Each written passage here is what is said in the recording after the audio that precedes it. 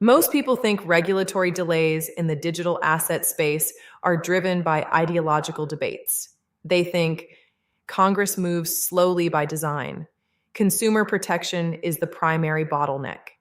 Regulatory agencies are simply protecting retail investors, and clarity will emerge once politicians agree on definitions that mental model is incomplete. The primary bottleneck for digital asset regulation is not ideology. It is not political gridlock. It is not a lack of technical understanding by lawmakers. It is institutional balance sheet mechanics. Nowhere is this clearer than in the legislative trajectory of the Clarity Act. The Clarifying Lawful Oversight of Crypto Assets Act, or Clarity Act, was introduced to solve a specific structural problem, providing a clear framework for stablecoin issuers and integrating native digital assets into the formal financial perimeter. To a retail observer, a bill that establishes clear rules for dollar-backed stablecoins sounds like a straightforward operational upgrade. It promises lower transaction costs, faster settlement times, and reduced counterparty risk. But to a commercial bank, the Clarity Act represents an existential threat to their core funding model. Quietly, consistently, and structurally, the traditional banking lobby has worked behind the scenes to delay, amend, and stall its passing. This audit exists to explain why, not as a political commentary, not as a prediction of when or if the bill passes, not as a narrative about which side is right or wrong, but as a systems level explanation of the intense friction that occurs when modern settlement architecture collides with legacy banking incentives. Before we go further, the required disclaimer: this video is for educational purposes only. Nothing in this video should be interpreted as financial, investment, or trading advice. We are not making price predictions, and we are not recommending buying, selling, or holding any asset. Markets move based on structure, incentives, and liquidity conditions, and those dynamics can change. Any investment decision carries risk and depends on factors well beyond the scope of a single video. Always conduct your own research, consult appropriate professionals when necessary, and make decisions based on your own circumstances and risk tolerance. With that context established, this is a reality audit, not an opinion, not a forecast. An audit does not ask what politicians should do.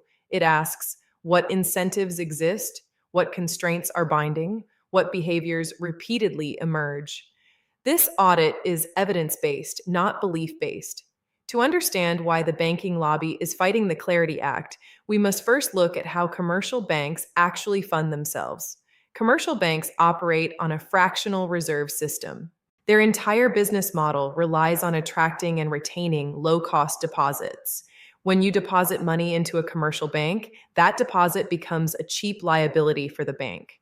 The bank then uses that cheap liability to fund higher yielding assets, such as corporate loans, real estate mortgages, or long-term treasury securities.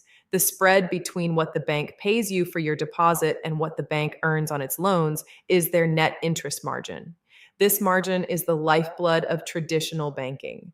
The stablecoin framework proposed under the Clarity Act threatens this exact structure. If stablecoin issuers are given a clear, federally backed pathway to operate, they are no longer just tech companies. They become narrow banks. Under a clean regulatory framework, a qualified stablecoin issuer must back its digital dollars 100% with cash reserves and short-term U.S. treasuries. Furthermore, the gold standard of stablecoin legislation involves allowing these issuers to hold those cash reserves directly at the Federal Reserve. Consider the systemic implications of that shift. If stablecoin issuers can hold 100% of their reserves directly at the central bank or in short-term treasuries, stablecoins cease to be speculative retail instruments. They become a structurally superior alternative to traditional commercial bank deposits. For a corporation, an institutional fund, or even a retail saver, holding capital in a 100% asset-backed digital dollar that settles atomically across networks is fundamentally safer and more efficient than holding uninsured deposits inside a commercial bank. Commercial bank deposits are subject to bank runs, insolvency risk, and the limitations of legacy ledger systems that shut down over weekends and holidays. If the Clarity Act passes in its cleanest form, it permits a massive, unprecedented drain of low cost liquidity out of the legacy banking system and into asset backed digital wrappers. This is what economists call disintermediation.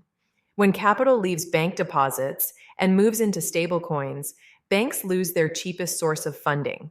To replace those lost deposits, banks would be forced to borrow money at higher market rates, destroying their net interest margins and reducing their capacity to generate loans.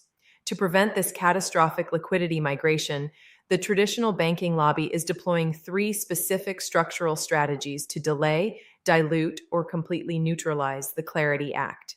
First, they are lobbying aggressively for strict caps on stablecoin issuance limits.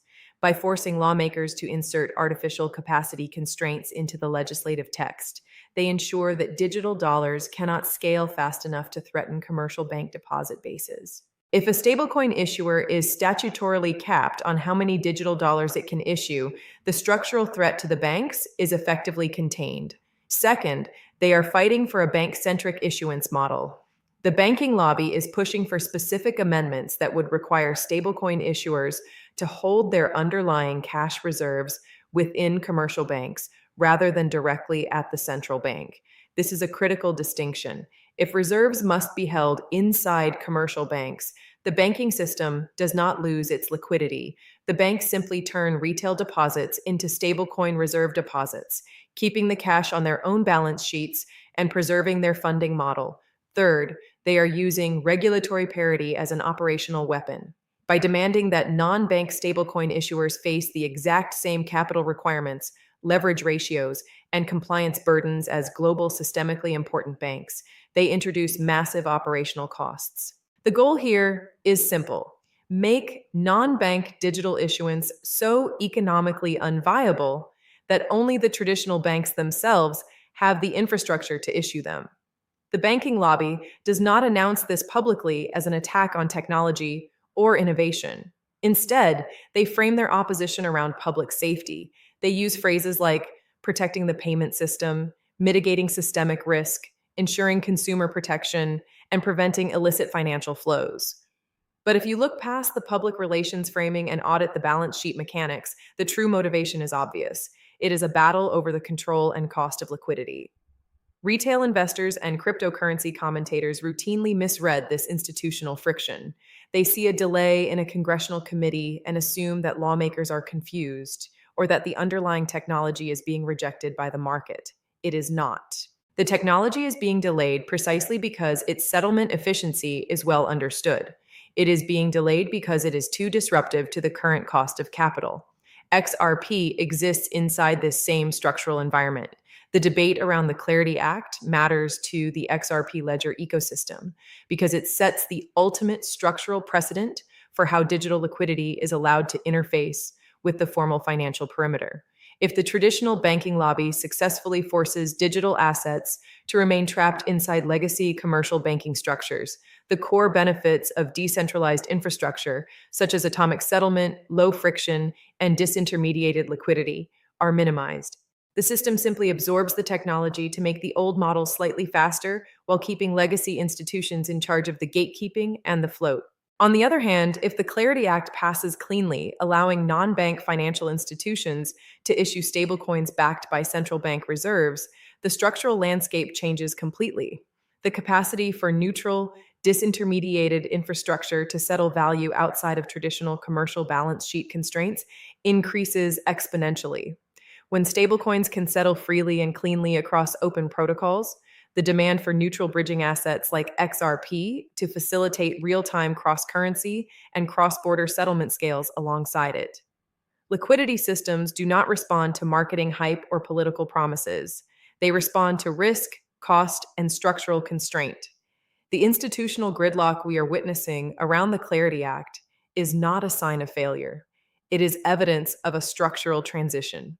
Legacy finance is fighting to maintain its monopoly on low-cost liabilities, while new network architectures are proving that capital efficiency can be achieved without traditional intermediaries. Understanding this distinction requires moving past daily price headlines and focusing entirely on the underlying engineering. Infrastructure adapts in phases, not overnight breakthroughs. The banks will continue to deploy their capital and influence to delay this transition for as long as possible because every quarter they delay the bill is another quarter they protect their cheap deposit funding. As an observer of this space, your job is to track the constraints, not the noise. Stop looking for instant policy victories and start tracking how balance sheet mechanics dictate regulatory behavior. When you understand what the banks are protecting, the regulatory delays stop looking like confusion and start looking like rational self preservation. Thanks for watching.